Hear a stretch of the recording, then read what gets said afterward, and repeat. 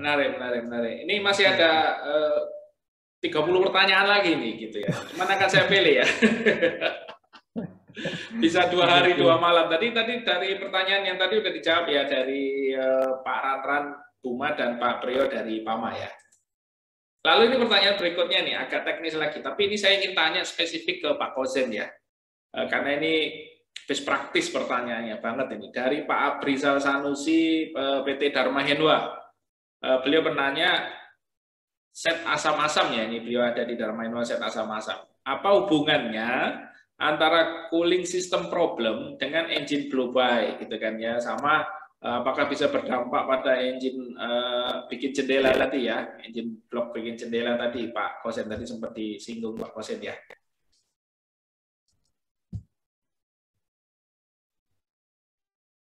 Gimana Pak Kosen? Gimana suara saya Pak? Cek. Ya. Suaranya terdengar. Pertanyaannya clear Pak Kosen? Ya clear ya. Hubungan blow-by dengan cooling system gitu ya. Iya. Oke. Jadi ini satu lagi berdampak pada engine bikin jendela enggak gitu ya? Oke. Engine make window. Engine-nya jadi tukang kayu.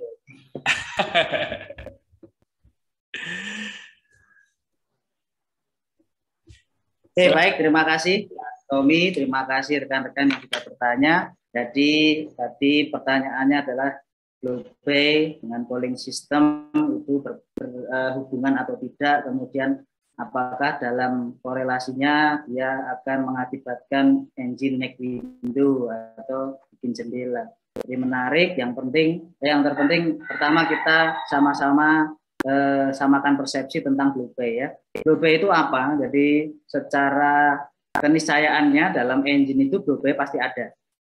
Ya nggak mungkin engine nggak punya blow-by, berarti macet tuh pistonnya kan gitu. Ya, jadi blow-by itu adalah kebocoran gas yang diizinkan pada saat langkah pembakaran maupun langkah kompresi dikarenakan clearance antara piston groove dengan liner. Clearance itu ada untuk menjamin bahwa piston bisa bergerak sliding terhadap linernya. Nah, seiring berjalannya waktu, ya, terjadi keausan pada ring piston, sehingga celah mengalami pembesaran.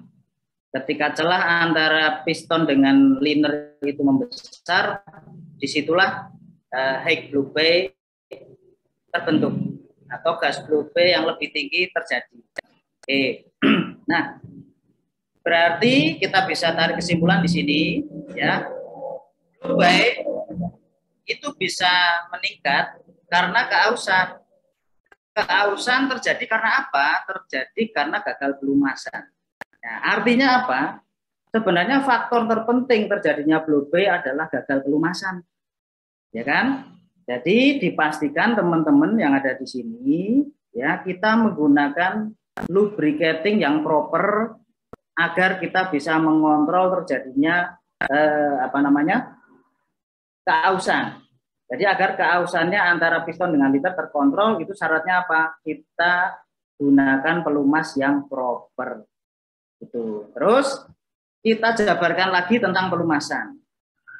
Pelumas ini salah satu fungsinya adalah mengeliminir ya atau mengurangi keausan, dan syarat untuk mengeliminir atau mengurangi keausan adalah syaratnya pelumas itu tetap nempel pada logam. Ya, bagaimana dia bisa melumasi kalau dia nggak nempel? Kan nggak mungkin ya. Jadi pelumas syaratnya harus nempel pada logam. Ya nempel pada liner, ya nempel pada piston.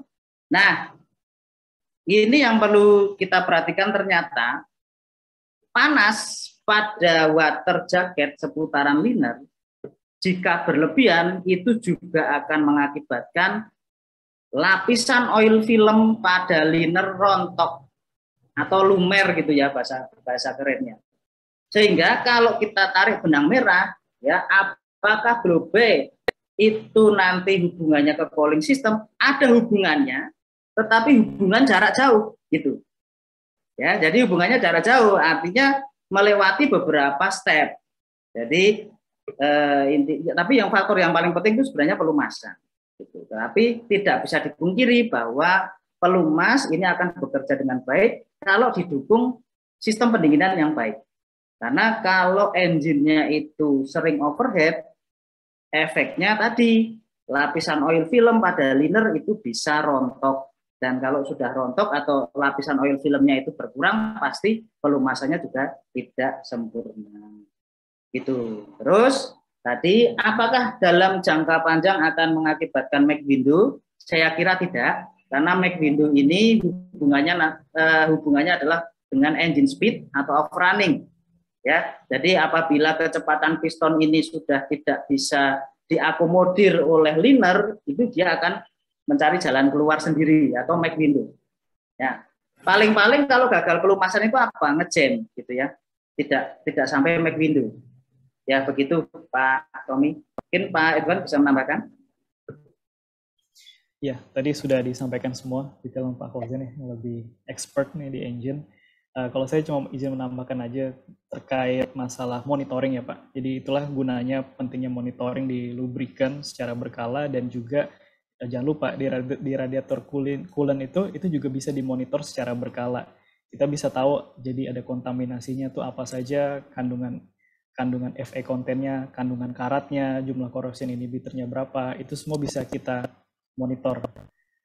Sehingga jadi kalau misalkan ada seandainya ada oli atau ada lubrikan yang masuk ke dalam cooling system, itu kita udah notice. Ini ada kandungan oil dari mana, baru kita bisa identifikasi tadi lebih lanjut.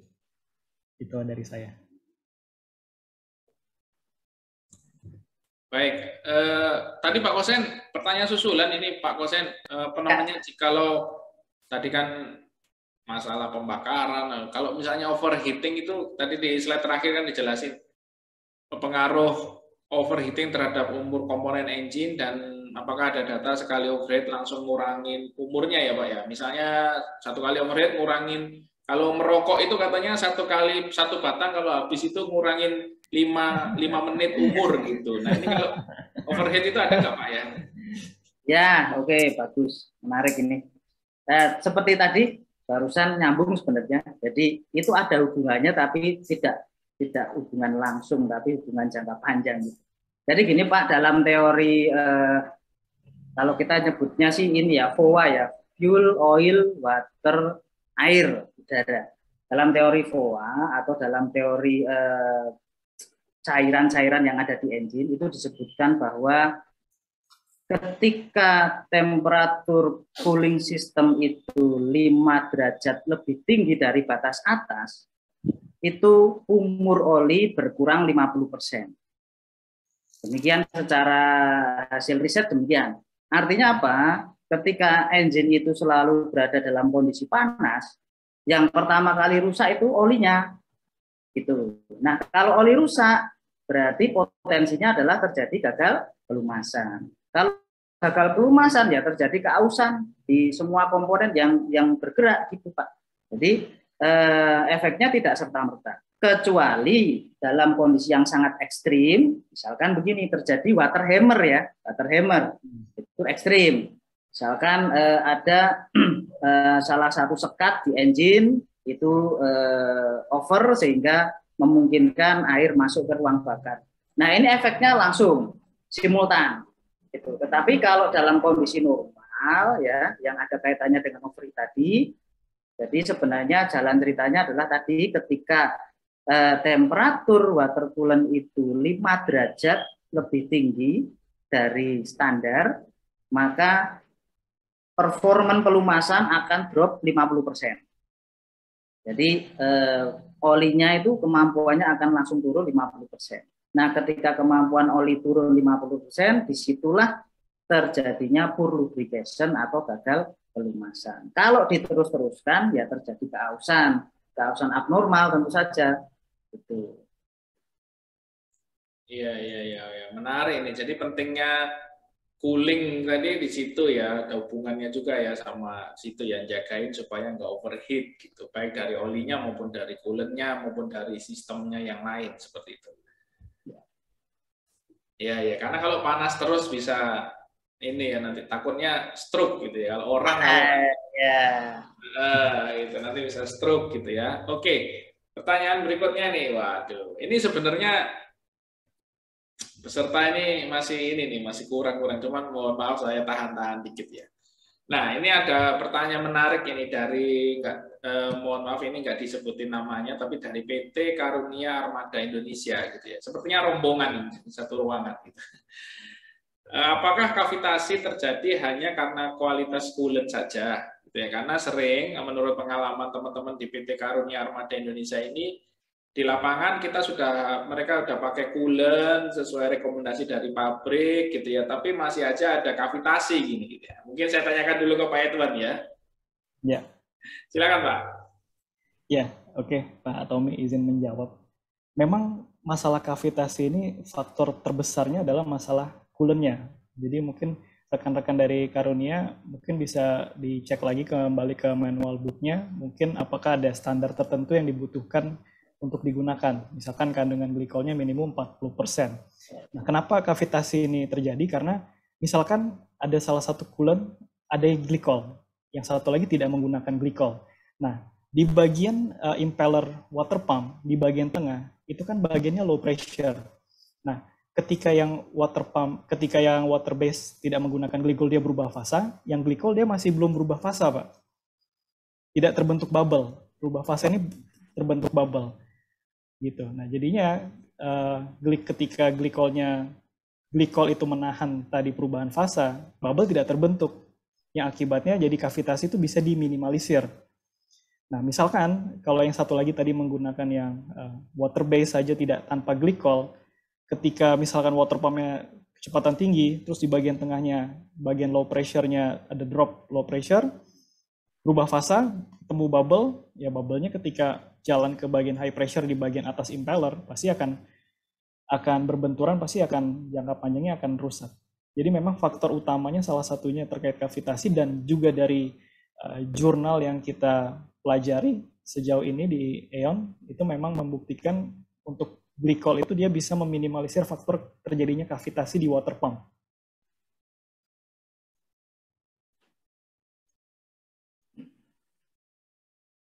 Pak Kosen, ada yang mau ditambahkan? Ya, sedikit menambahkan. Pak Edwan sudah lengkap semua. Tapi ini Pak, kalau saya mengamati dari salah satu komponen vital di engine yaitu liner ya. Tadi kita di materi sempat menyinggung tentang eco effect. Jadi eco effect itu juga akan besar efeknya ketika terjadi knocking. Nah ini, hati-hati. Kenapa knocking ini berpengaruh? Ingat ya, knocking itu kan terjadinya waktu pembakaran yang terlalu maju atau tidak sesuai dengan grafik pembakaran pada spesifikasi engine. Ketika pembakaran ini tidak tepat, ya terlalu maju, maka piston slap akan semakin besar, semakin kencang amparannya, slappingnya. Nah, ya. Ini yang akan menimbulkan bubble-bubble pada area water jacket di seputaran liner. Gitu. Nah, bubble itu ya ketika kena slapping berulang-ulang, lama-lama dia akan pecah, terjadi kavitasi, sehingga efeknya adalah jadi pitting. Jadi knocking itu juga pengaruh Pak.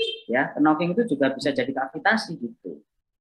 Ya, gitu. Makanya kompleks ya Pak ya, permasalahan cooling system itu ternyata kompleks, jadi tidak bisa kita soroti hanya dari sisi airnya doang, tapi dari sistem pembakaran itu juga ternyata berpengaruh, dari sistem pelumasan juga berpengaruh dan lain sebagainya. Jadi dipastikan teman-teman juga ya dalam operasional unit ya dipastikan kita menggunakan fuel yang bagus agar tidak terjadi knocking. Karena jika terjadi knocking, itu juga akan berpotensi mengakibatkan kavitasi pada liner. Demikian mungkin tambahannya, Pak Tommy, Pak Edwan. Thank you Pak Kosen. Saya pikir menjawab ya tadi ya untuk pertanyaan dari teman-teman di PT Karunia Armada gitu ya. Nanti kalau masih ada yang ingin digali lagi, silakan ditanyain lagi, bisa langsung di chat ya untuk teman-teman yang lain ya. Ya, ini ada dua lagi nih, Pak yang sudah masuk ke ruangan panitia dan dipilih gitu ya. Ini kayaknya apa namanya ke Pak Edwan dulu nih ya.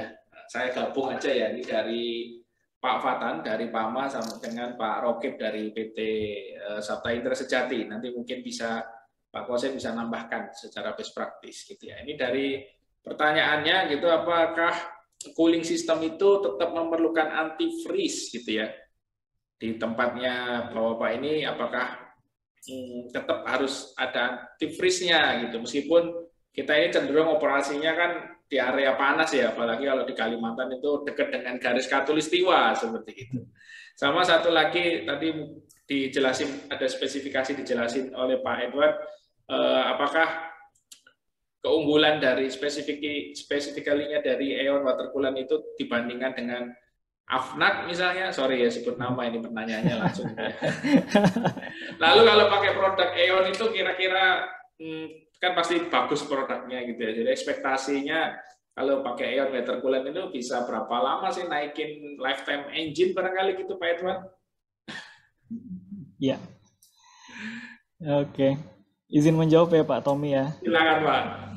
Iya. Tadi pertanyaan pertama, apakah cooling system tetap memerlukan antifreeze meskipun kondisinya dalam kondisi khatulistiwa, seperti itu ya.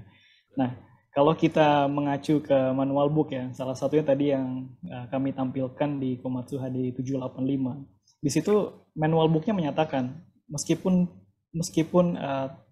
dalam kondisi antifreeze tidak diperlukan, tapi tetap diperlukan adanya antifreeze. Ini yang buat loh, yang apa namanya, yang statement seperti itu dari manufaktur yang menyebutkan.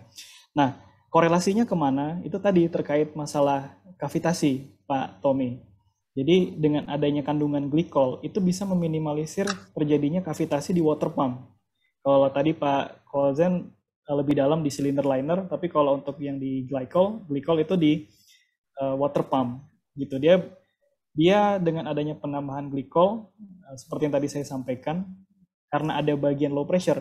Semua orang tahu, misalkan air gitu ya, air berubah fase pada suhu 100 derajat Celcius gitu, pada tekanan 1 atmospheric pressure. Tapi mungkin masih sedikit orang yang tahu kalau air itu bisa berubah kalau tekanannya diturunkan. Dan tekanan yang turun ini itu bisa berada di dalam water pump, di bagian tengahnya water pump, senternya. Ketika tekanan turun, dia berubah fase. Nah, ketika berubah fase ketemu jadi bubble membentur bagian metal impeller yang bagian atas, di bagian high pressure-nya di water pump. Nah, itu terjadi kavitasi. Nah, hal ini itu bisa dicegah, korelasinya tadi ya di manual book, kenapa perlu adanya glikol. Jadi dengan ada penambahan glikol, itu bisa meminimalisir terjadinya pembentukan bubble ini. Kalau misalkan pakai kandungan glikol, dia tidak berubah fase. Karena glikol kan bisa sebagai boiling point-nya bisa naik, dan juga freezing point-nya juga semakin turun. Kalau misalkan tadi air 100 derajat, kalau glikol, dengan adanya glikol bisa di atas 100 derajat. Nah, disitulah perannya dia untuk menahan terbentuknya bubble, Pak Tommy. Jadi kalau saran dari kami, kita tetap mengikuti saran dari manual book, dari manufacturer, dari OEM, dan juga reason-nya tadi, salah satunya masalah kavitasi. Seperti itu. Dan juga pakai radiator coolant yang terstandarisasi, yang baiknya disarankan yang heavy duty, minimum 40% kandungan glikolnya yang digunakan. Itu tadi menjawab jawaban yang pertama Pak Tommy.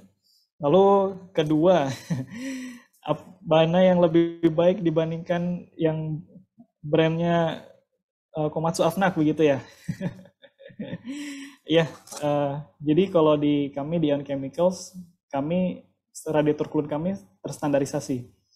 Standarisasi salah satunya adalah STM6210 untuk radiator coolant untuk heavy duty. Dan kalau di radiator coolant kami itu sudah kami lakukan pengujian langsung di lab khusus untuk radiator coolant di Amerika, yaitu di Amalgatech.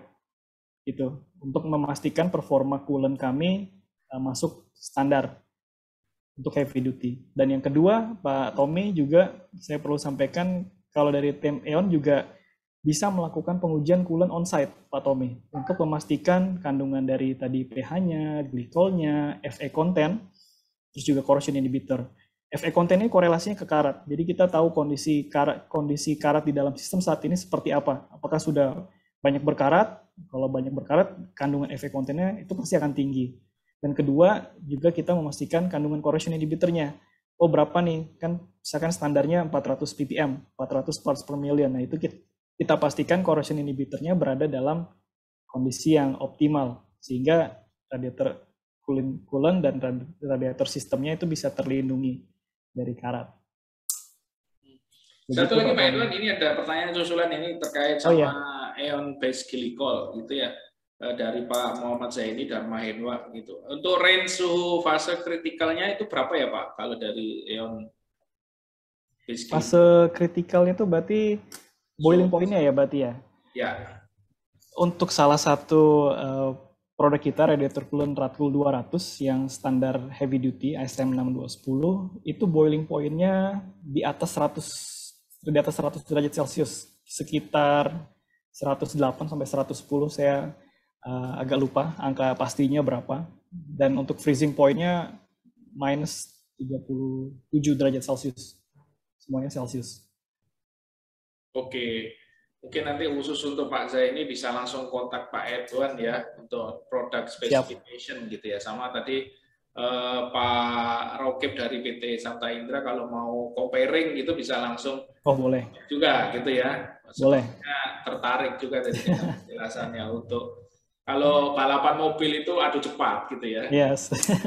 Drag race Pak Tommy. Drag race gitu. Nah, silakan Pak Kosen, ada tambahan nggak Pak Kosen? Saya kira sudah cukup lengkap nih Pak Tommy, cuman saya pengen menggarisbawahi tadi kenapa kita masih penting atau masih perlu menggunakan antifreeze. Tadi poinnya adalah di air radiator itu kita harus kondisikan dia jangan mendidih dulu ya. Itu kata kuncinya di situ. Jangan sampai air radiator atau water cooler itu mendidih ketika dia masuk ke dalam water jacket. Intinya itu. Artinya apa? Artinya coolant yang bagus harus boiling point-nya di atas engine rate temperatur. Engine rate temperatur itu kan 70 sampai 90 ya. Coba bayangin kalau kita masukin coolant dengan titik-titik standar 100. Nah, di temperatur 90 itu kan air normal itu sudah mulai timbul gelembung-gelembung. Gitu. Nah, ini kalau dibiarkan jadinya bubble ini jadinya kavitasi. Nah, ternyata salah satu cara agar boiling point air itu naik itu materialnya ada di dalam antifreeze. Jadi antifreeze ini fungsinya adalah agar titik didih air lebih tinggi daripada normalnya. Jadi itu ada persentasenya kalau nggak salah ya Pak Edwan. Kalau sekian persen dia naiknya sekian derajat Celcius dan rata-rata kan kalau di alat berat itu main di 35% up ya. Nah di 35% up itu menurut hasil penelitian titik didih air itu bisa sampai 117 derajat Celcius kalau nggak salah. Gitu. Jadi kan luar biasa. Jadi efeknya cukup tinggi ya. Dibandingkan dengan titik didih standarnya cuma 100, kalau dikasih aditif itu antifreeze dia bisa 117. Artinya ketika air itu masuk dalam lingkungan 90 derajat, itu sudah bisa dipastikan bahwa air itu belum mendidih. Gitu. Ya begitu sih Pak Tommy tambahannya. Thank you Pak Kosen. Sedikit nambahin, boleh Pak Tommy ya? Sekalian ditambahin sama itu tadi, apa standar lifetime-nya coolantnya Eon itu berapa sih kalau dari Eon? Oh ya, oke. Silakan Pak Edwan. Tadi izin menambahkan juga terkait masalah perubahan fasa tadi ya. Kan kalau perubahan fasa misalkan 105-108 derajat Celcius itu pada tekanan 1 atmospheric pressure. Nah, sedangkan di dalam sistem radiator itu kan juga bertekanan dan masing-masing unit itu berbeda. Nah, semakin tinggi juga tekanannya, itu perubahan fasanya juga akan semakin tinggi. Itu dengan adanya penambahan glycol tadi dia menjadi safety factor sebetulnya buat engine. Seperti itu, yang pertama. Yang kedua, masalah lifetime ya. Kalau lifetime kita standar ASTM 6210 itu adalah di 12.000 jam dengan service interval di 6.000. Seperti itu. Dan di 6.000 pun dari kami, kita juga bisa monitoring secara berkala Misalkan di 6.000 perlu dilakukan, misalkan dilakukan top up, ya kita cek lagi corrosion inhibitornya. Seperti itu Pak, service dari tim Aeon Chemicals. Sebenarnya teman-teman nih pertanyaannya nanti mau dihubungkan ganti coolernya kalau ganti radiator aja gitu. Atau kalau pas ganti engine gitu Pak Tommy. Pas ganti engine atau water pump gitu ya. Kalau ganti engine lama banget itu ya Pak Kosen ya. Ya, lama banget. Nah, Pak Kosen tadi udah propose prolong engine life itu. Oke, satu dulu ya, Bu Widya sudah siap-siap ini gitu. Jadi mungkin nanti kita mohon maaf untuk teman-teman yang barangkali secara spesifik pertanyaannya belum dibacakan, tapi secara konteks mungkin sudah terjawab. Alhamdulillah. Tapi nanti kalau memang belum masih ingin engage langsung, pengen tanya langsung, bisa langsung kontak Pak Edwan atau Pak Kosen langsung ya, gitu. Ya. Satu lagi ini apa namanya? Langkah preventif ini ya, kalau tadi kan banyak ke troubleshoot gitu kan ya. Faktor apa saja yang mempengaruhi engine mix coolant seperti itu tadi ya. Mungkin ini lebih baik ke Pak Kozen, nanti Pak Evan bisa tambahkan gitu ya. Engine mix coolant, engine oil mix coolant, dan sebaliknya langkah preventif apa yang harus dilakukan untuk hal tersebut gitu ya. Atau mungkin syarat bisa ditambahkan best practice-nya untuk inspeksinya di titik-titik mana, supaya bisa mengetahui apa namanya secara dini jika itu kejadian gitu ya. Silakan. Ini pertanyaan dari tim HPU ya Pak Ganang dari KJA. Silakan Pak Kozen. Baik, oke, terima kasih Pak Tommy izin menjawab ya teman-teman dari HPU nih. Langsung aja ini to the point karena penting sekali memang bagaimana kita bisa melakukan perawatan secara komprehensif, tidak hanya di coolant-nya, tetapi pada komponen cooling system. Ya, jadi yang pertama dari beberapa problem yang pernah kita temui, sebenarnya problematika cooling system itu ada dua ya. Kalau soal engine oil mix coolant, yang pertama adalah kerusakan pada oil cooler. Yang kedua adalah kerusakan pada water pump, khususnya pada oil seal dan water seal yang ada di water pump. Jadi kalau water pump alat berat itu kan umumnya ya Pak ya, umumnya ada dua seal. Seal yang menyekat oli untuk pelumasan bearing serta gearnya, sama seal waternya di bawah, di belakang, posisinya di belakang impeller atau sudu-sudunya. Nah, artinya apa? Artinya yang pertama nih, agar tidak sampai oil mix coolant atau sebaliknya. Yang pertama dipastikan satu, kita melakukan pengecekan pada lubang inspeksi yang ada di water pump. Ya, saya kira semua merek alat berat water pumpnya ada lubang inspeksinya. Nah, ini yang kadang-kadang luput dari pengawasan kita. Jadi dipastikan lubang itu bersih dan tidak ada tetesan air ataupun oli. Kalau ada tetesan air dan oli, itu artinya salah satu silnya sudah rusak dan harus segera dilakukan perbaikan atau penggantian water pump. Nah, cilakanya ini rekan-rekan, seringkali pelaku perawatan di lapangan ini justru melakukan shortcut yang keliru. Ketika inspection hole-nya itu ada tetesan, justru malah dibuntu, ya, diteklas tuh, ataupun disumbat pakai baut, gitu. Dipikirnya wah ini biar nggak buntu disumbat aja ini lubangnya kan gitu. Nah, ini yang bikin keadaan tambah parah gitu. Ibaratnya orang, mohon maaf nih, ibaratnya orang hipertensi dikasih ditraktir sate kambing terus nih ibaratnya gitu kan.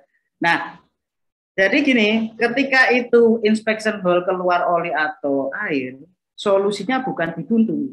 Karena kalau dibuntu, jadi tergantung ya yang bocor mana. Misalkan yang bocor dari seal olinya, maka oli itu akan menekan seal air sehingga dia akan masuk ke area water jacket.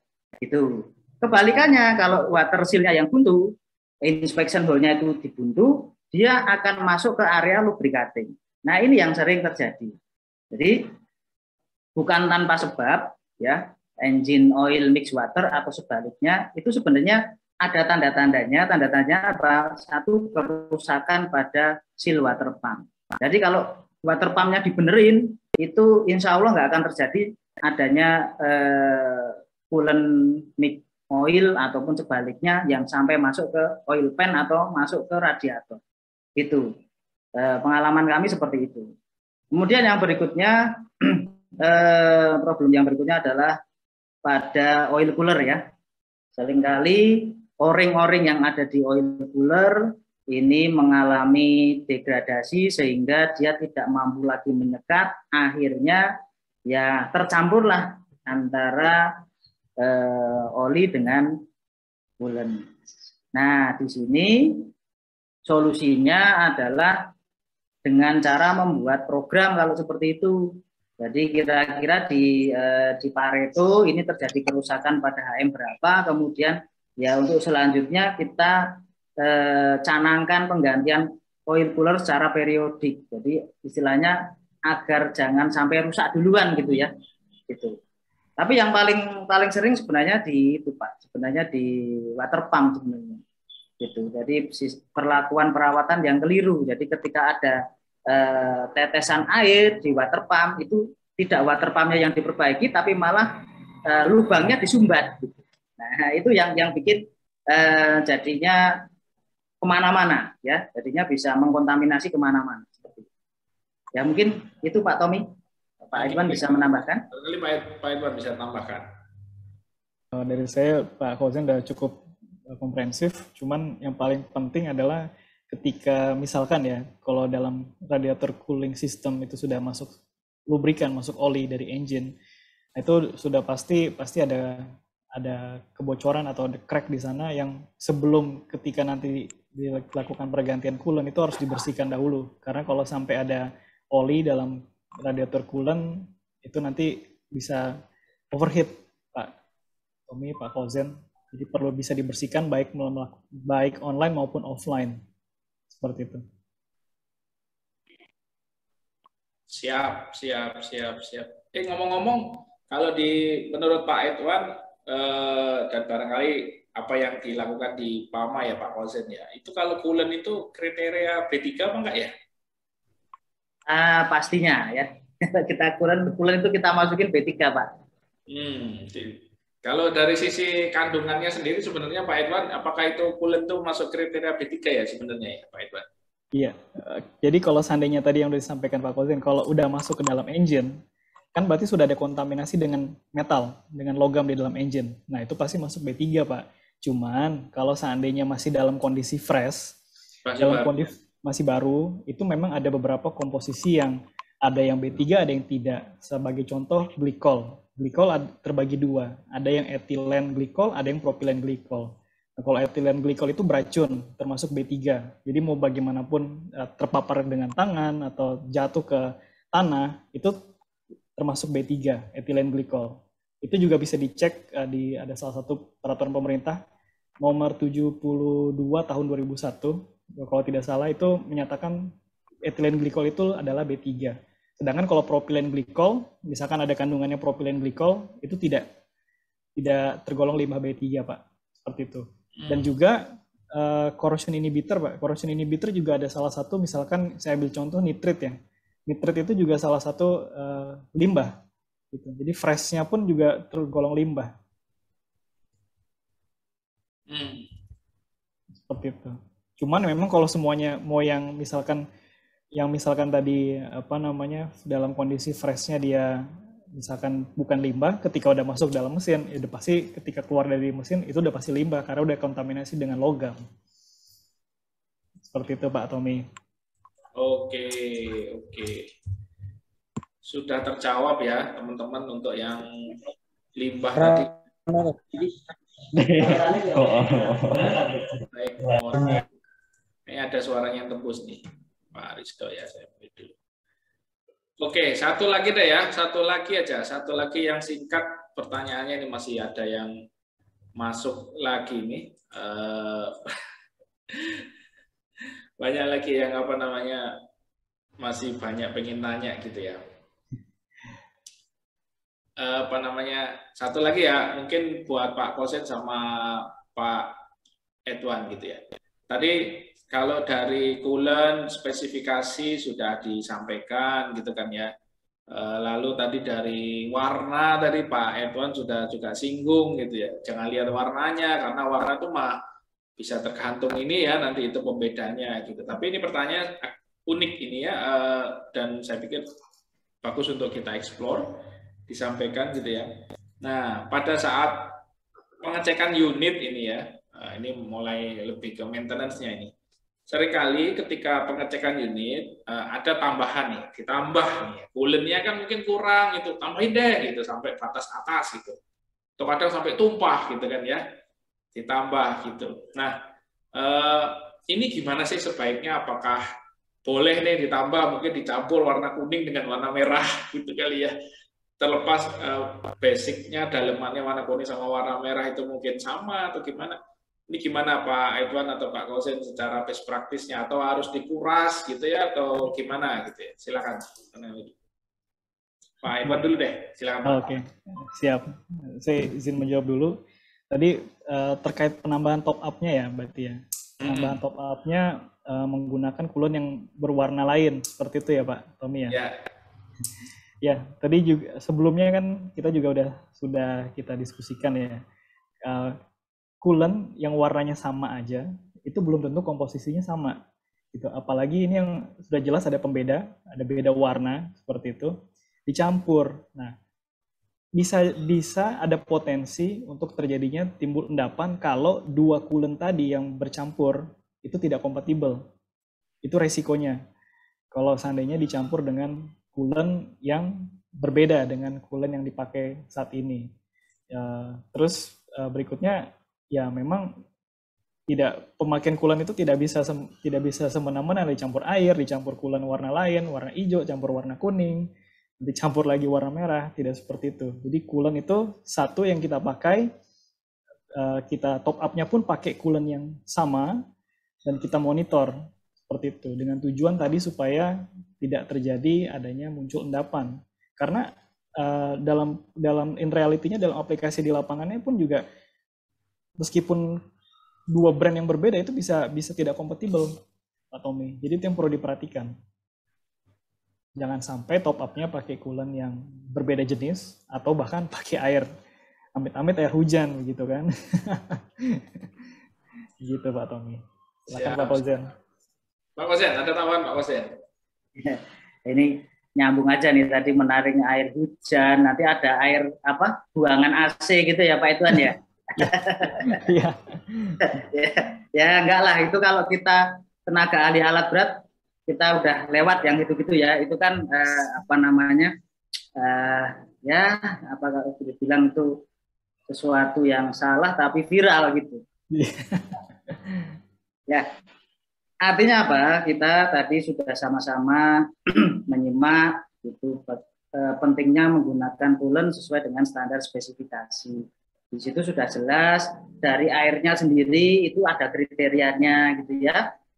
Dari mulai tasteless, kemudian low impurity, kemudian bagaimana kadar hardness-nya, bagaimana kadar ion sulfatnya. Artinya kriterianya cukup kompleks. Jadi artinya coolant ini nggak main-main. Jadi saya sih kalau boleh menyarankan rekan-rekan yang ada di lapangan ya, lebih baik kita inventory coolant yang cukup sehingga kita bisa meminimalisir pencampuran coolant dengan spesifikasi yang berbeda.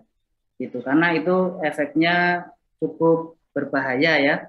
Jadi mending kita inventory stoknya dicukupin, jadi kalau ada perlu tinggal top up tapi dengan spek yang sama gitu ya, daripada tadi kita mencampur dengan merek yang berbeda, spek yang berbeda, itu sangat berbahaya gitu ya.